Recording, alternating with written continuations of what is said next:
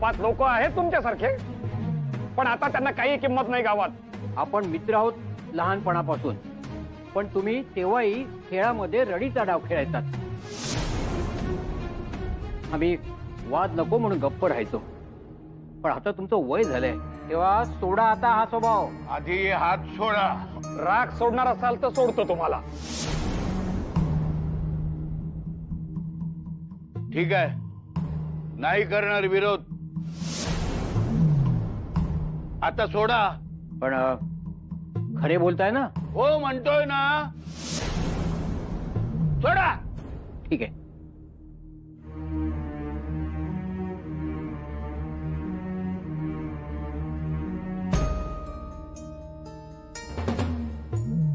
कुठे जाताय तुम्ही? माझ्या घरी. नको जाऊ. स्मशानात जाऊ का सरळ पेटवून घ्यायला? नको, तिकडेही तुम्ही सगळे याल मला चितेतून खेचायला. मी घरीच जातोय.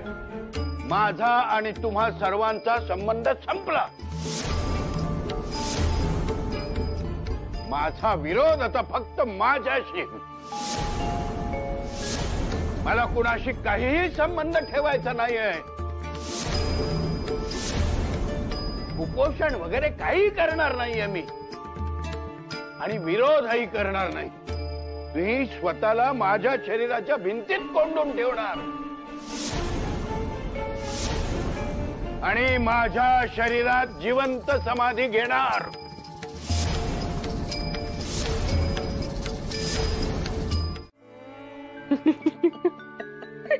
अगो, मी सांगितले हो त्याला. मग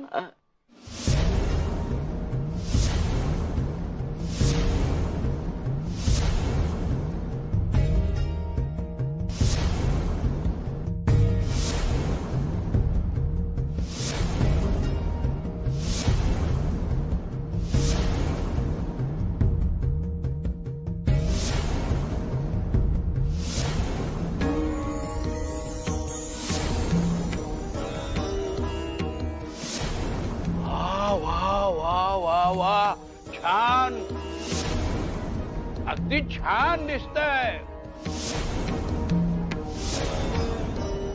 आज आपले पितर स्वर्गातून पुष्पवृष्टी करत असतील तुमच्यावर. 42 पिढ्यांचा उद्धार केलात म्हणून. पण मी आता काही बोलणार नाही. विरोध नाही, काही नाही. तुम्ही कमरेचे सोडून डोक्याला गुंडाळा, पण यापुढे माझ्याशी या घरात कोणी भाषण करायचे नाही. माझा स्वयंपाकही कोणी करायचा नाही. माझा स्वयंपाक मी करेन. मी माझ्या खोलीतही मला कोणी नकोय. सुभद्रे, तुझे सामान घेऊन जा दुसऱ्या खोलीत ताबडतोब.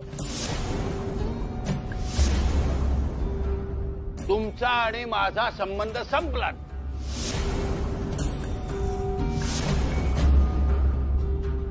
तुम्ही मला मेलात आणि मी तुम्हाला.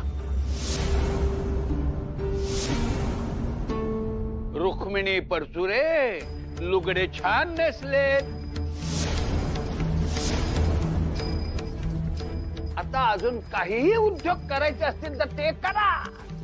नटा, मुरडा, काजळ घाला, तोंडे रंगवा आणि ठुमकत ठुमकत पुण्यातल्या 52 खणीत जाऊन उभ्या राहा.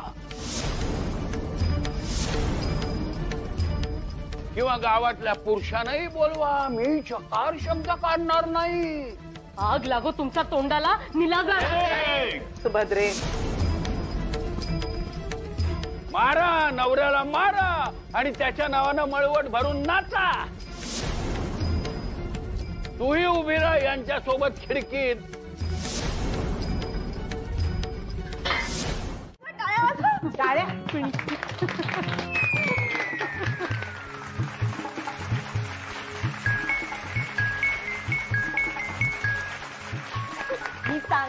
स्वयंपाक करू शकत नाही, नशीब कबूल केलं. पण जेवणाला नावे उत्तम ठेवू शकते. हे मला बरोबर बोलली. मला माहित होते तू येणार.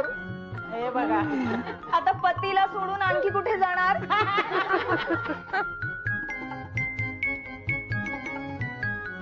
ते म्हणते घे.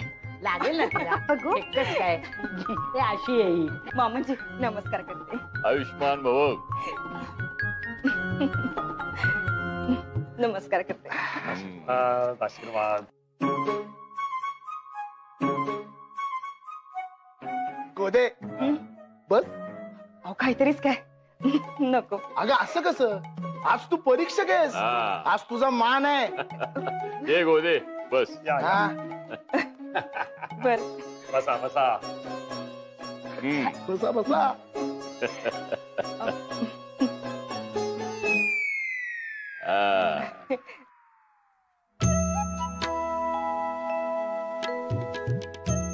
तर आता खऱ्या अर्थाने स्पर्धेला सुरुवात होत आहे. तेव्हा तुम्ही सगळ्यांनी आपापल्या घरी जाऊन पदार्थ करायचा आहे. तुम्हाला 2 घटकांचा अवधी देण्यात आला आहे. 2 घटकानंतर आपापला पदार्थ इथे आमच्या समोर आणून ठेवायचा. परीक्षक मंडळ तो पदार्थ चाखून पाहिल. करीन की मदत. चला, एक गोष्ट चांगली घडणार म्हटल्यावर सगळ्या गोष्टी चांगल्या घडायला लागतात. आता बायका आपापली डोकी वापरून वेगवेगळे पदार्थ तयार करणार आणि केवळ परीक्षकांना नव्हे तर सगळ्यांना ते खायला मिळणार. सोडा बना. पदार्थ बनवण्यापर्यंत ठीक होतं, पण त्या रुक्मिणी काकूंच्या नादी लागून तुम्ही हे जे शाळा प्रकार वाढवलाय ना, त्यामुळे सगळे नाचतायत आणि ते मला बिलकुल मान्य नाहीये. मग तुला नक्की काय मान्य आहे ते तरी सांग. आमच्या शब्दाला किंमत आहे कुठे? आमच्या म्हणजे शंकर बापू बद्दल बोलायचे आहे का तूस? मी का वाचालतो तुमच्याशी? मी चाललो. जायचे नाही. बोलणे अर्धवट टाकून जायचे नाही. हे का केले आणि कसे चांगले आहे हे ऐकून जायचे. चांगले वाईट तुम्हाला कळते ना, मग बस झालं, मला जाऊ द्या इथून. नाही, आरोप नाही करायचे. अहो नाही करत आरोप, करा तुम्हाला हवं ते, पण जाऊ दे मला एकदाच. अरे दादा काय करतोय ते? जो सोडा बघू त्याला.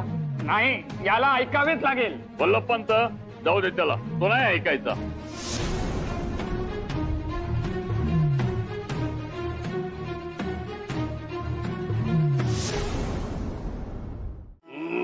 सुगंध येतोय ना, सुगंध. तो करपल्याचा नाही, याचा याचा या खिचडीचा. बघ, अरे बघ, तुला काय वाटलं या शंकर बापूला काही येत नाही? ही बघ, आता बघ, आता येतोय सुगंध. हा बापू, तुमचं हे कसं बाबाला माहितीच नव्हतं. ते म्हणजे आम्ही प्रयत्न केला होता चूल बंदच्या काळात ते रांधण्याचा, पण जमलंच नाही. अहो फार अवघड असतंय प्रकरण. अरे अवघड काम करण्यात बापू परसुरेचा अगदी उजवा हात आहे. वा वा, माझा त्रागा दिसतो सगळ्यांना, पण मी किती गुणवान आहे, माझ्या अंगी किती कसब आहे हे कुणाला दिसतच नाही. अरे चूल बंदच्या गमच्या कुणाला सांगताय? माझे कुणा वाचून काही अडत नाही. मग परतून घ्यायचं आणि त्याच्या बरोबरीनं थोडे हिंग आहे आणि थोडीशी हळद, म्हणजे चवीला बरे लागते. आता पुन्हा चांगले खरपूस परतायचे, जाळायचे नाही, त्याचं करपून टाक. हे सगळे परतून झाले की ह्या भातावर हे सगळे मिसळून घ्यायचे. बघ, आहे ना? आहे का? हा, त्याच्यानंतर चवीला महत्वाचे मीठ टाकायचे आणि शेवटी लिंबू पिळायचे. हे असे आणि सर्व आता एक जीव करायचा. हे बघ, आहे का? आहे ना? बघतेस ना? झाले एकदाचे चित्रांना तयार. अरे बघतोस काय? खा रे, खा ते खा. स्वादिष्ट आहे, खा तू. अरे अरे अरे अरे काय पाहतोय काय मी हे? सन्माननीय शंकरराव आणि हरहुन्नरी नारायण या दोन नाराज व्यक्तींची नाराजी दूर करून त्यांना स्पर्धेच्या ठिकाणी न्यायला आलो तर हे इथे मेजवानी जोडतायत.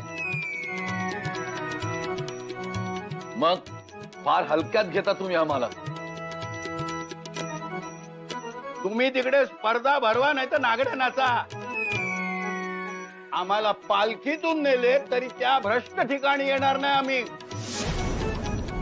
ते बघू, पण हे काय केले आहे? काय म्हणजे? खिचडी, स्वादिष्ट खिचडी. तुम्हाला काय वाटलं? तुम्ही आणि गावातल्या बायकांनी मिळून चूल बंदचं आंदोलन केलं तर आम्ही काय उपाशी राहू? स्वादिष्ट खिचडी केली यांनी. घरात तर काहीच स्वयंपाक केलेला नव्हता, मग ही खिचडी आली कुठून? यशोदे, तुझ्या बापूंना कमी लेखू नकोस. त्यांनीच केले ही खबंग खिचडी.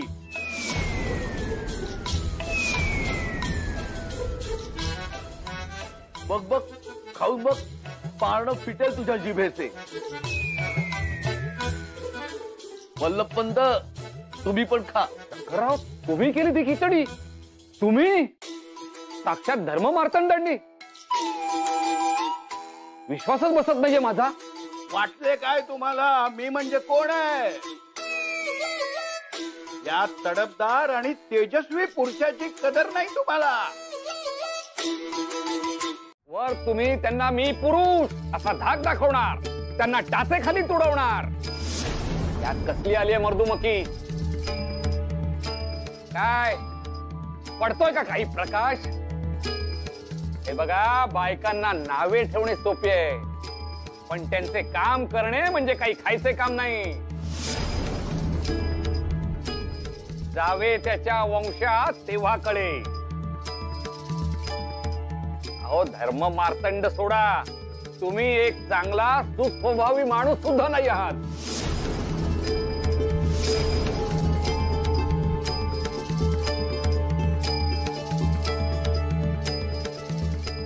आता काय करायचे? चव बघायची. चव बघ बरे.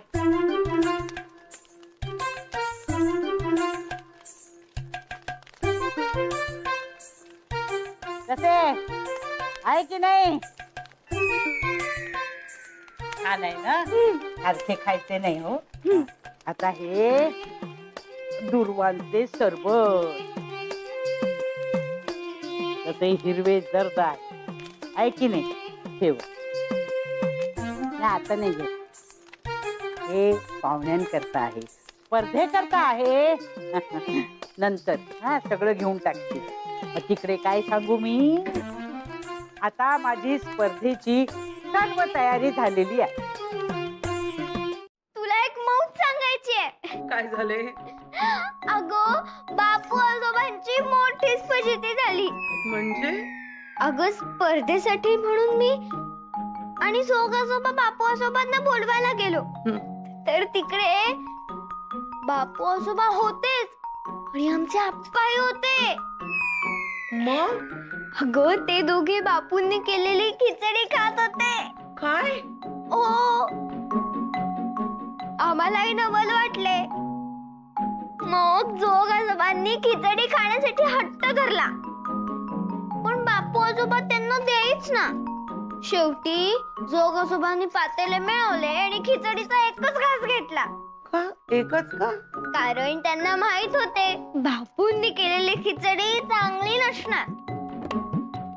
आणि तसेच झाले, खिचडी बेचव होती. मग जोग आजोबा बापूंना ओरडले.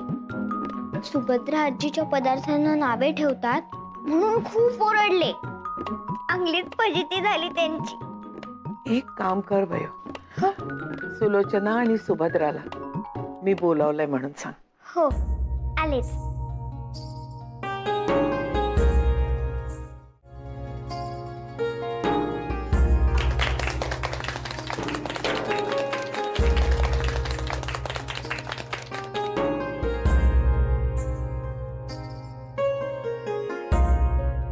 पदार्थ आम्ही चाखलेले आहेत आणि त्याच्या गुणदोषांची चर्चा सुद्धा केलेली आहे. परंतु ही स्पर्धा पदार्थ उत्तम होणे याबरोबरच त्या पदार्थाचे नाव अचूकपणे लिहिता येणे याची सुद्धा आहे. साऱ्या गृहिणींनी फार मेहनत घेऊन आणि मोठ्या उत्साहाने हे सगळे पदार्थ तयार केलेले आहेत. सारे पदार्थ अतिशय उत्तम होते.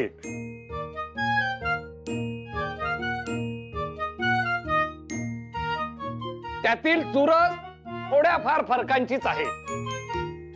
मात्र पाककृतीचा निर्णय राखून ठेवण्यात आलेला आहे. का?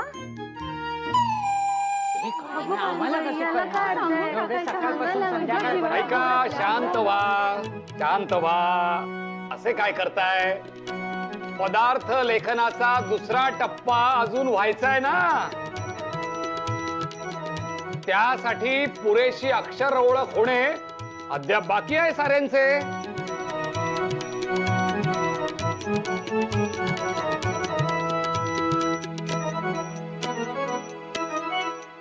आता रुक्मिणी वहिनींनी जी शाळा सुरू केली आहे त्या शाळेत नियमितपणे जाऊन गावातील स्त्रियांनी शिक्षित व्हावे अशी आमची इच्छा आहे.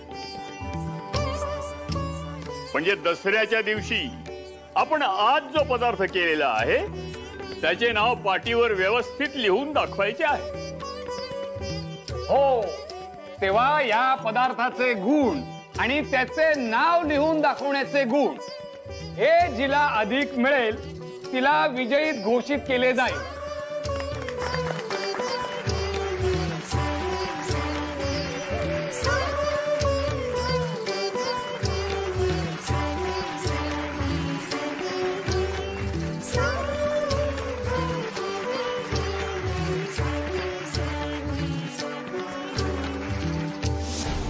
किती दिवसांनी तुझ्याची घावणे आले ताटात. लुसलुसीत, सोनेरी आणि त्यात ही चटणी. आवडले ना? म्हणजे काय, अगं त्या गोदाच्या हातचं खाऊन असा वीट आला होता. बरं झालं तुम्ही ते चूल बंद आंदोलन मागे घेतलेत ते. आणि त्यात आज शंकर बापूंनी त्यांच्याची खिचडी खायला लावली मला. पोटात जुलूम सहन करावा लागला. वाढू का आणखीन? वाढ वाढ वाढ, आणखीन वाढ. आणि उद्या न्याहारीला सकाळी खमंग ताकातली उकड कर. आणि परवा पातोय आणि तेरवा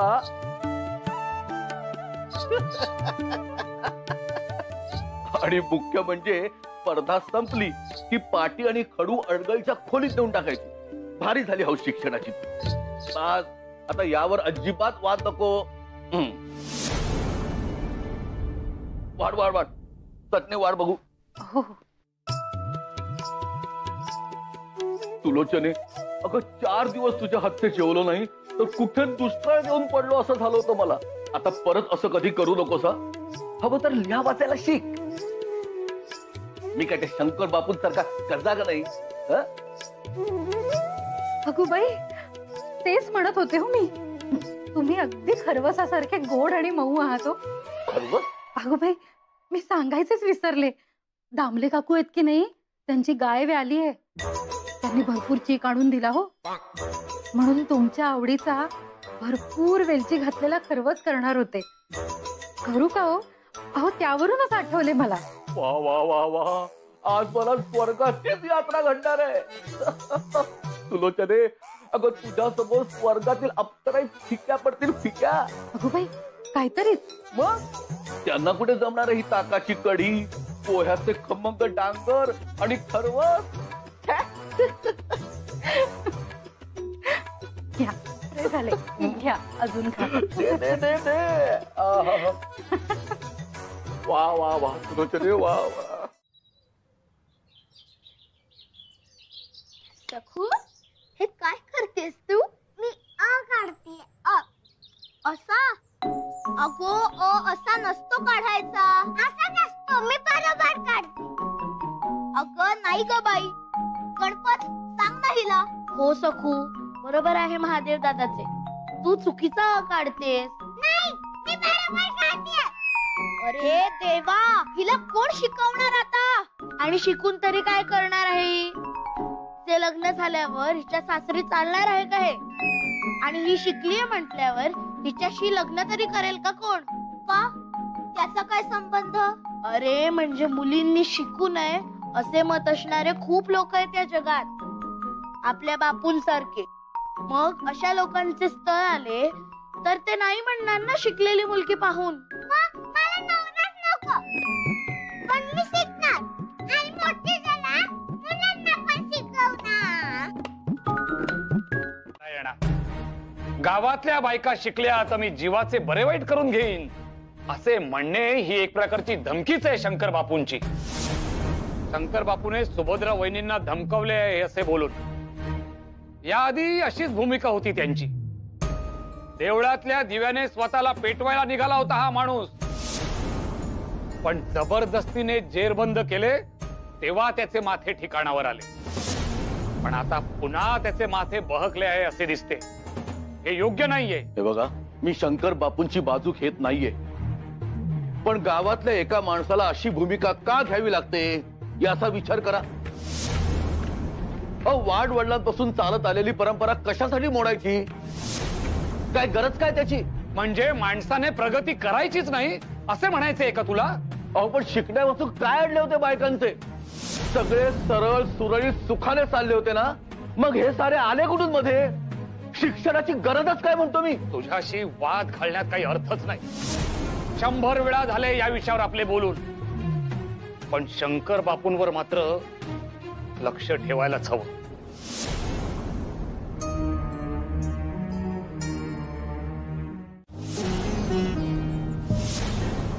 काय झाले बापू? अगं सगळा गाव आणि आपल्या घरातले लोक माझ्या विरोधात गेलेत. सगळ्यांनी मला वाळीत टाकलाय. मला तुडवून बायका देवळातल्या शाळेत गेल्या. अगो माझे मरण मी डोळ्यांनी पाहिले. आता मी नाही सहन करू शकत. आणि आता हे जर असेच सुरू राहिले आणि दसऱ्याला लिहिण्या वाचण्याचा सोहळा झाला तर मी दसऱ्याला प्राणत्याग करणार. नका ना बोलू. का नको बोलू? का? तू काय करणार आहेस माझ्यासाठी? बोल ना. मी असे बोलू नये म्हणून तू काय करणार आहेस माझ्यासाठी? शिक्षण सोडशील? बापू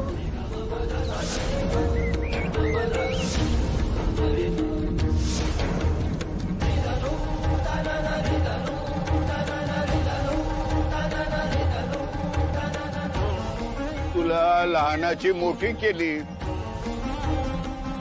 चांगल्या घरी तुझे लग्न केले, त्याचे तू असे पान फेडणार आहेस? अगं निदान तू तरी शिकू नको, माझी शपथ आहे तुला.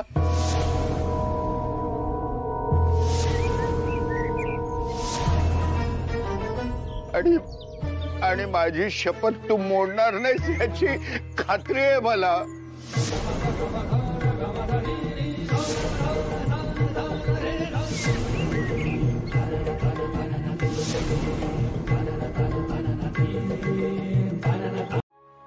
कित्येक बायकांना चांगले मार्गदर्शनही मिळत नाही, पण माझ्या नशिबाने मला चांगली माणसे लाभली.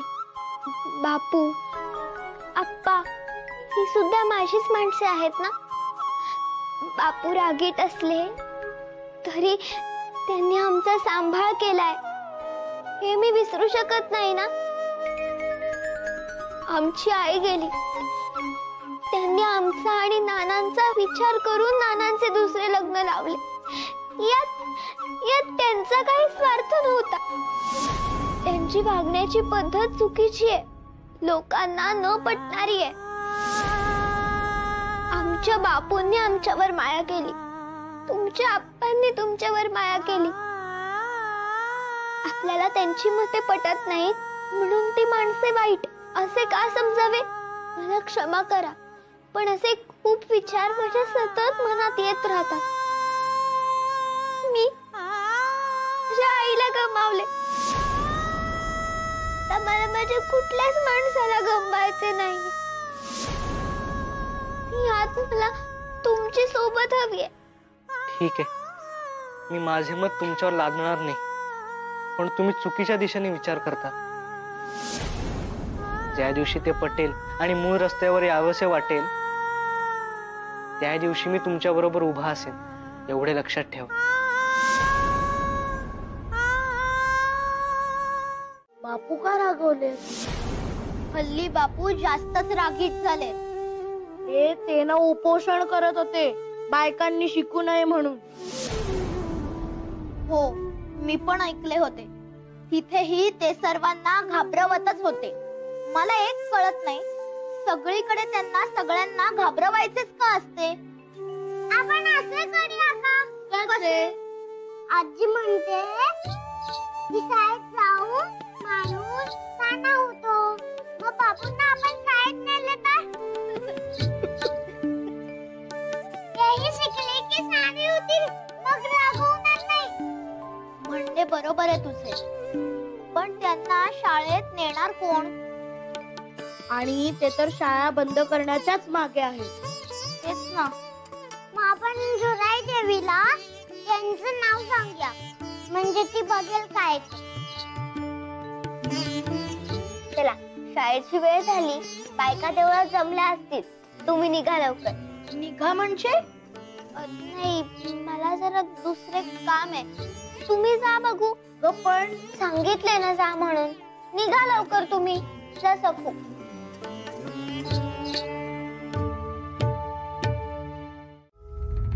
बरे झाले लवकर तयार झालात. आज समारंभ आहे ना, आणि स्पर्धेचा निकाल सुद्धा आहे. त्याआधी लिहिण्याची स्पर्धा. खूप मौज आहे आज. रुक्मिणी आजीच्या शिष्या आज काय पराक्रम करतायत ते कळेलच. आज नक्की सीमोल्लंघन करणार बघा, त्या पताका फडकवणार. शिक्षण हे देखील अस्त्रच आहे, अज्ञान रूपी असुराचा वध करणार. हो, खरे तर या स्पर्धेच्या निमित्ताने गावात ना, काय म्हणता तुम्ही ते, आमूलाग्र बदल होणार आहे. अहो, आमूलाग्र नाही, आमूलाग्र बदल म्हणा बरे. आमूलाग्र. आमूलाग्र. आमूलाग्र. आमूलाग्र. बरोबर. आमूलाग्र बदल म्हणजे मुळापासूनचा बदल. अगदी खरे. तो बदल झाल्यामुळे गावातल्या बायकांमध्ये एक वेगळेच चैतन्य आले आहे. हो, आणि ते महत्वाचे आहे, कारण मला वाटते कुटुंबाचं पोषण करता हा बाप असतो, पण कुटुंबाला वळण आणि भावनेचा आधार देते ती आई. जेव्हा शिक्षित होते तेव्हा आपोआपच सारे कुटुंबही शिक्षित होते. अगदी खरे. आणि या साऱ्याचे श्रेय यशोदा तुम्हाला जाते. मला? पण ते कसे? आप्पा आणि रघु काका कोणाची बायको सुगरण यावरून वाद घालत होते, तेव्हा ही स्पर्धेची कल्पना तुमच्या डोक्यात आली आणि ती साऱ्यांनी उचलून धरली. अहो, साऱ्यांचे श्रेय आहे हे, पण तुम्हाला तुमच्या बायकोचेच कौतुक. पण आहेच ते खरे. परसुऱ्यांच्या आणि सान्यांच्या दोघांच्याही घरात तुम्ही खूप बदल घडवून आणलात. आपल्या प्रेमाच्या मंत्राने वसुलीच्या कामात तुम्ही जो निराळेपणा आणलात त्यामुळेच त्र्यंबक आजोबा बदलले. माझी अंधाराची भीती तुमच्यामुळेच कमी झाली. नाना आणि धाकट्या आई मधला दुरावा तुमच्यामुळेच कमी झाला. जादूच आहे ही. खरे म्हणजे प्रत्येकाकडे असते ही जादू, देवानेच दिलेली असते, पण आपण विसरतो. चांगले वाईट ओळखायला चुकतो. पण मी माझ्या मुलांना सारे शिकवणार आहे आणि ही जादू विसरू नका असंही सांगणार आहे. बरोबर ना? हो.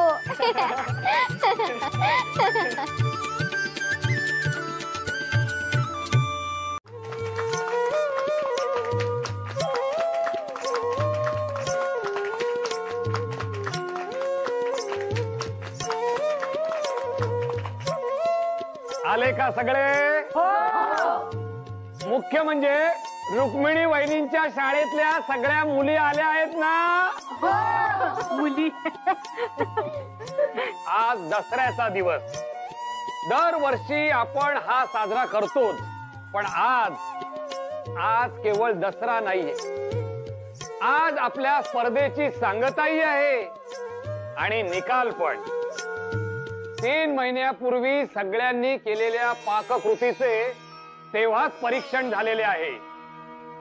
पण आज पदार्थांची नावे लिहायची आहेत आणि तो स्पर्धेचा महत्वाचा भाग आहे. तेव्हा करायची सुरुवात. करायची.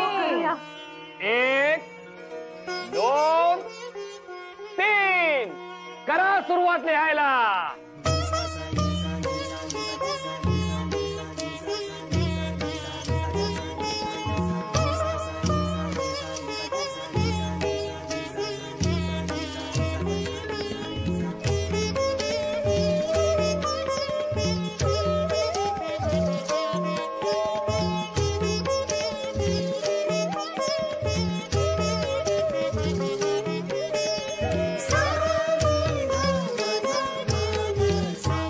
चला, वेळ संपली. द्वारकाताई, पाट्या घ्या सगळ्यांच्या ताब्यात.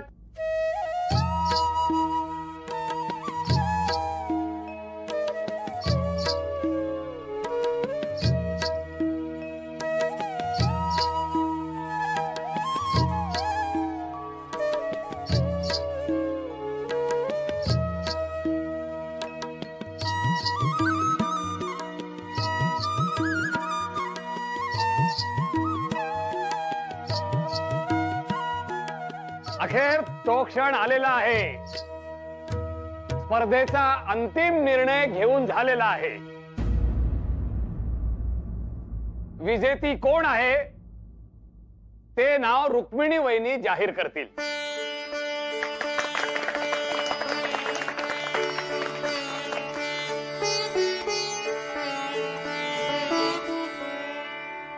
मैत्रिणींनो, आज दसरा,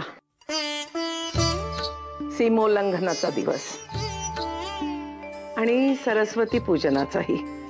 आपण दोन्ही केले. धर्माच्या नावाखाली बायकांवर लादल्या गेलेल्या. मोठी माणसे, कावेरी आजी किंवा जोग आजोबांसारखी मुलांशी खेळता खेळता त्यांच्या चुका सांगू लागली तर ते किती चटकन कळेल त्या मुलांना. हट्ट करू नका अशी मोठी माणसे सांगतात आम्हाला, पण आमचे बापू, कधी कधी आप्पा, नाना अशी मोठी माणसे मात्र आपला हट्ट सोडत नाही. असे का? माझी आई, रुक्मिणी आजी यांचे झाले तसे कितीतरी बायकांचे अशा हट्टामुळे मोठेच नुकसान होत असेल. पण या सगळ्यावर उपाय काय असेल ह्याचा मी विचार करते. पुन्हा मला आईचीच आठवण येते.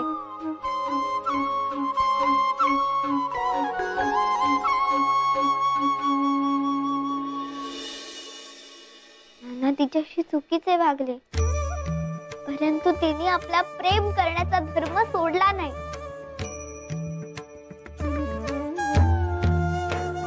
रुक्मिणी आजीला बापू वाईट साईड बोलले, घरी त्यांच्या आवडीचा गोडाचा शिरा केल्यावर त्यांच्यासाठी 4 जास्तीचे घास राखून ठेवायला ती विसरली नाही कधी.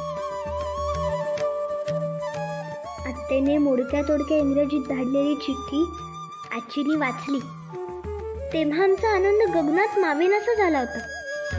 इतके येत असून तिने कधी त्याचा बडेजाव मिरवला नव्हता की चुकीचे वर्तन केले नव्हते. योग्य वेळ येईपर्यंत तिने वाट पाहिली. आज तिच्या शाळेला काहींनी विरोध केला, पण बहुतेक बायकांनी पाठिंबा दिला.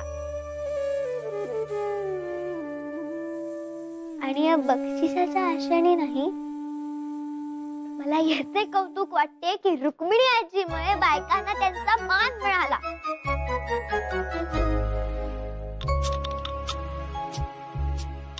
आणि त्याच्यापेक्षा मोठा दाखला असूच शकत नाही.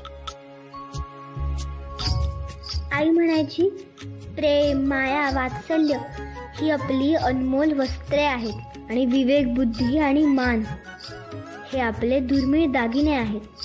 या साऱ्याचा अर्थ मला हळूहळू कळतोय. पण माझी खात्री आहे, मला मुले होईपर्यंत तो नक्कीच कळेल. ही माझी आणि आपल्या माणसांची छान गोष्ट माझ्या मुलांना सांगायची. साऱ्या जगाला सांगायची